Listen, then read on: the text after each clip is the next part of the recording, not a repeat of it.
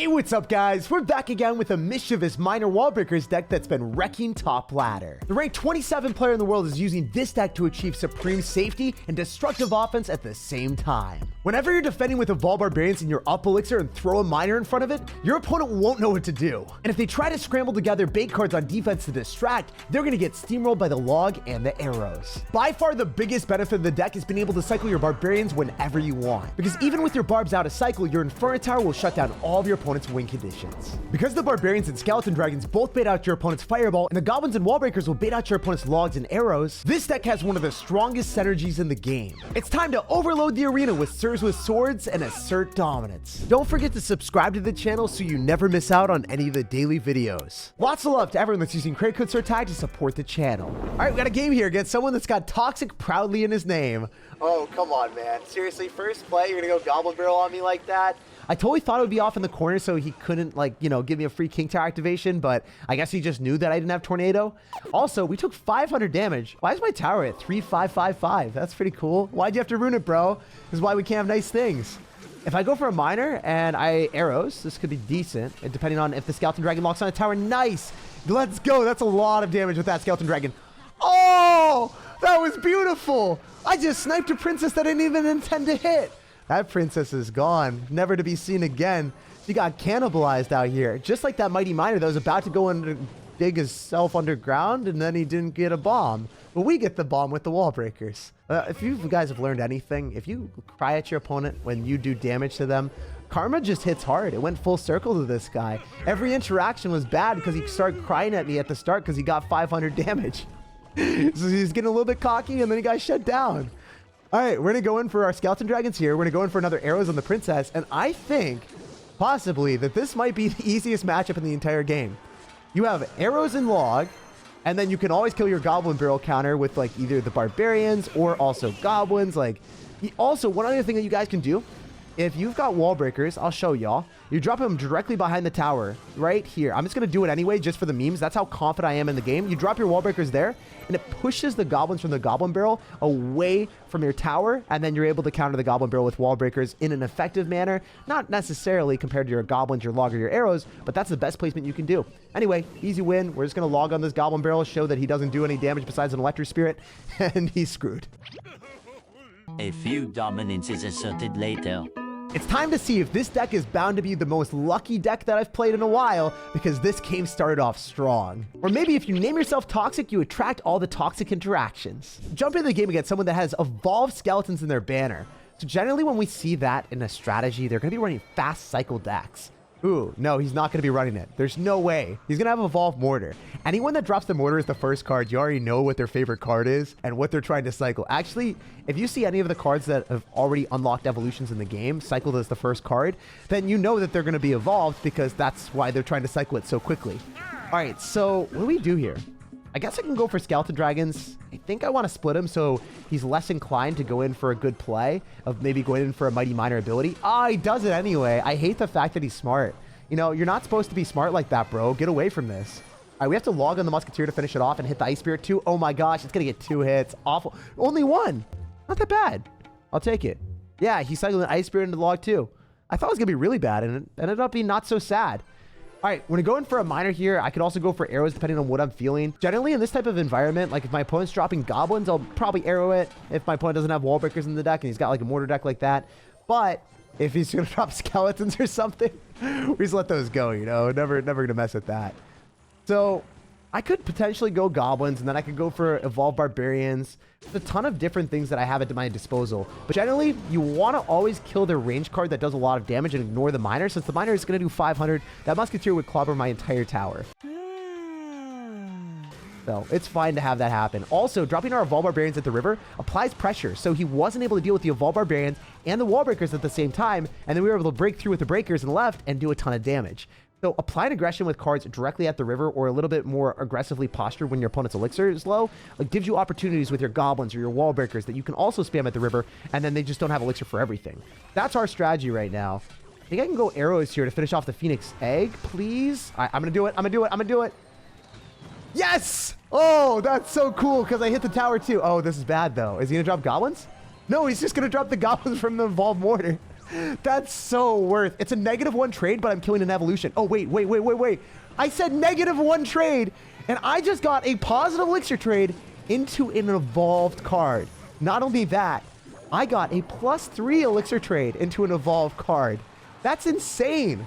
I don't think I've ever seen that in Clash Royale. That's essentially like killing an evolved firecracker for free. Have you guys seen that in Clash? I haven't. Inferno Tower putting in work against the Musketeer and the Evolved Mortar at the same time. And that's why I love Inferno Tower. It's phenomenal against Evolved Royal Giant, even against Mortar if your opponent's distractions will get destroyed by the log or the arrow, so then they can't distract your Inferno Tower from walking on, and then you just continuously get value. Okay, the bad thing about this matchup is the Musketeers, when they stack up, that is problematic. But since he doesn't have Evolved Mortar, I can just drop Evolved Barbarians here, finish off the Musketeer, and then be okay. I'm going to get Goblins down as well. He's going to click his Mighty Miner ability. There's no doubt about it. Goblins coming through.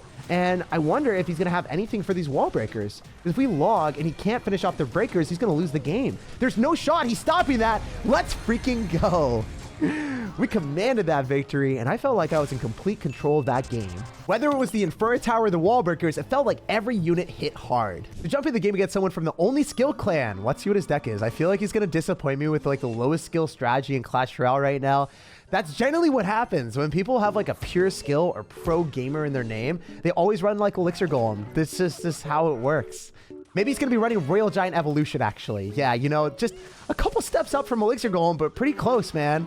So I could go in for wall breakers here in the back, and we're going to go on opposite side of the fish boy so he doesn't yoink any value, and it's the RG. So generally in this type of matchup, we want to go in for a miner here, so if he logs, he still has to counter the wall breakers. He still has to spend elixir. Notice how he doesn't have login cycle for the goblins right now, and then he had a fireball on wall breakers that he had already logged. Homie dropped 6 elixir to counter wall breakers. He wouldn't have dropped a fireball on a miner, right? So he had a fireball on the wall breakers that were half health. And now without having a fireball and cycle for the Evolved Barbarians, he might just lost. I don't know if he can stop this. Genuinely, I'm excited to find out. So we're going to go for wall breakers on the right-hand side because he doesn't have much elixir. I know the Evolved Barbarians are at least going to do over 1,000 damage to the left-hand tower. Maybe more. Oh, man. That's only 2 Evolved Barbarians. That's only 2 Evolved Barbarians. Dude, that was 2 Evolved Barbarians?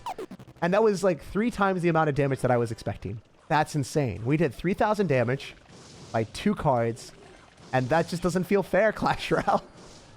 Tell me how you didn't nerf the Evolved Barbarians, but you nerfed the Firecracker. You deserve to go and, like, you know, look at all the cards in the game that are overpowered, not just one, you know?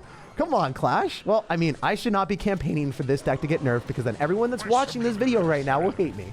But in reality, just to be fair, I'm pretty confident that this deck did deserve a nerf. It is really overpowered. So I'm going to go in for arrows depending on what he does. Otherwise, no, I think the wall breaker might just connect. He's had to go for an Electro Spirit. Yeah, he's in a bad spot. Every chance that you get, you want to cycle your Evolved Barbarians because you're just going to constantly get value from them. And because you have the Inferno Tower for a lockdown defense, you can cycle the Barbarians and not worry about it because if they go RG or they go in for a Win condition, then it goes directly into the Inferno Tower while you're cycling your Evolved Barbarians Evolution just to constantly get value. This deck has got multiple layers of safeness, which, you know, that's my type of thing, you know? So that's what we roll with. We're going to go for our Barbarians on the right-hand side. We're going to get a Miner down on the left. And it looks like we're going to be leaving this game in victory. So I wonder if he's going to... Yeah, no, he's just dead. There's nothing he can do. Wait, the tower's at 1 HP. A little bit of a meme. His Royal Giant's getting melted. Wow. This was one of the easiest wins ever. And our opponent was remarkably respectful too. He said GG and well played, which is not going to happen very much in Clash Royale matches, at least in my experience. So it seems like our opponent was quite skilled in chivalry. Yo, let's get it. This guy finished 778 in the world. First things first, we're going to go for wall breakers and we're going to see what's cooking. Definitely want to force out elixir on both sides, or I guess we can get an Archer Queen, which costs 5 elixirs. So that's well worth it for us. But the Archer Queen goes invisible, and then she deletes all my units too. So that's not the best card to force out, but it was a good elixir trade. And now I'm taking a bad trade because homie clicks the 1 elixir ability and then just gets an endless source of value. The guy is Archer Queen, and he's also going to have Ice Golem, so that probably means that we're playing against like a Ram Rider deck. If I had to guess. Ram Rider or maybe like Hog Rider, but I don't know. I think that most Hog Rider decks don't have Ice Golem. Oh, wait, what? That's a Prince with an Ice Golem. I'm so confused right now. I just want to know what I'm playing against right now. Graveyard. Okay, I guess this makes slightly more sense, but it's still confusing. All right, I bet you... Oh, well, that's not good. I guess I gotta go in for Goblins here. Wallbreaker connects on the right-hand side, which is ideally the side that we want to go in. Never go same side as your opponent when you're playing against Graveyard and you're running a lot of bait cards.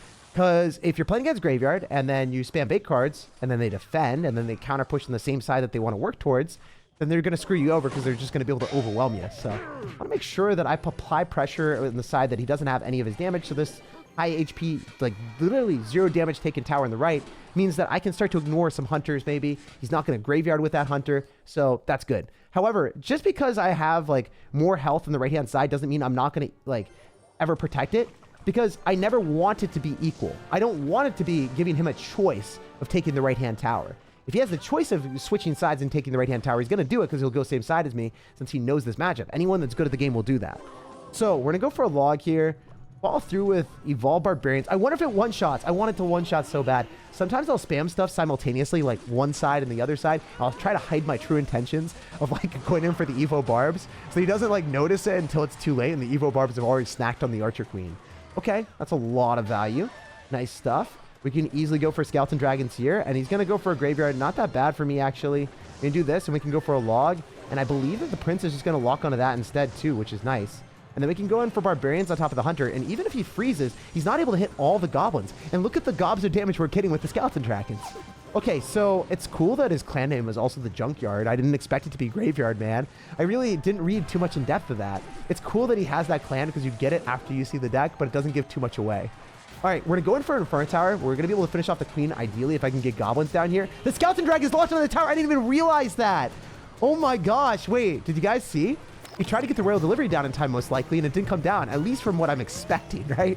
I didn't see that, truthfully, but that's what I think happened.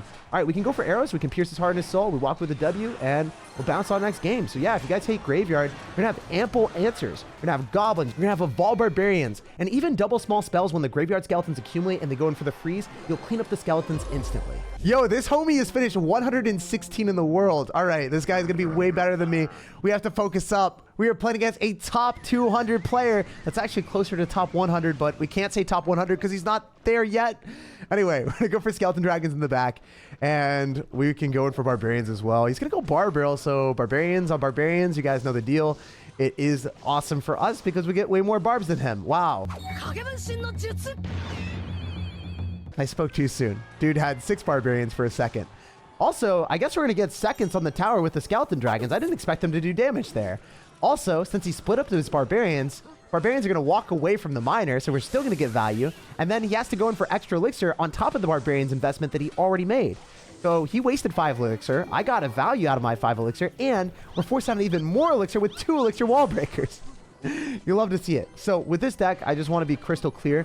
Whenever my opponent has a bad card cycle, I'm going to punish them with Evolve Barbarians at the river, since they were one of the most difficult cards to kill in Clash Royale.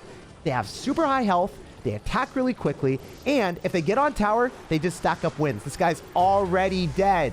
Top 100 player.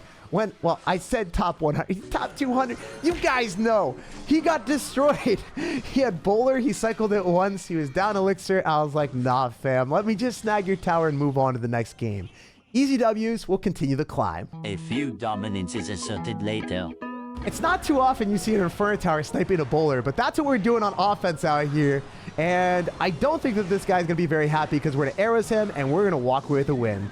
So GG and well played. Pleasure taking your towers, and it was also kind of fun being able to use an aggressive Inferno Tower, which is something that I don't think I've ever done in the game. Yo, so jump in the game here. This guy's got a Spy X family clan. Guys, I'm a little bit scared. I feel like this man knows everything about me. He probably knows my strategy already. With a clan name like that, I feel like he knows my family of 8 cards in my deck. We're going to go in for our Skeleton Dragons in the back. Maybe we're going to have a good time. Maybe not. We'll see. We don't want to go barrel through with the Barbarians into a bomb tower, so we're kind of waiting. Wow, that's really cool. The fact that he ended up cycling his Miner into the Barbarians means it's a -2 trade for us, but we've got a whole horde of 5 Barbarians counter pushing. You guys might be saying, Jake, kind of have like 4.5 Barbarians, and now I only have 4, so it's all good. It's what it is, what it is. I'm going to go for a log here. We should be able to finish off the wall breakers. We want to kill that Miner as quickly as we can so we can start to retarget off of the Miner and then target the bats, because the bats are what do all the damage. We cannot deal with the bats. All right, so we're going to go in for wall breakers. I think that the Goblin's going to finish off the Skeletons, which is awesome, because then he had to go for a bomb tower too. He had to waste 4 Elixir against the 2 Elixir wall breakers after already dropping 1 Elixir with the Skeletons. All right, what do we do? Maybe we can go for barbarians when he goes in for a miner. Generally, what I like doing with this deck, and almost every deck in the game, is when my opponent doesn't have the right card cycle and their bomb tower is out of cycle because they used it on the wall breakers, then you can use your evolved barbarians at the river. And most opponents are not good enough to realize how bad that is for them. If he doesn't have log and he doesn't have the right card cycle and he doesn't have elixir for the bomb tower, he loses the game. That's what's up. He just lost. It's just straight up, guys. We are snagging the tower and securing the bag. That's why this deck is way better than most miner control decks, because a lot of miner control decks, you don't have the potential of taking out their entire tower. But with this deck, all you have to do is play remotely decently, bait out the bomb tower or their building, and then if they don't have that in cycle and they spam at the river with like a firecracker like so many players in the meta do, you just drop your evolved barbarians on top and then you topple the tower.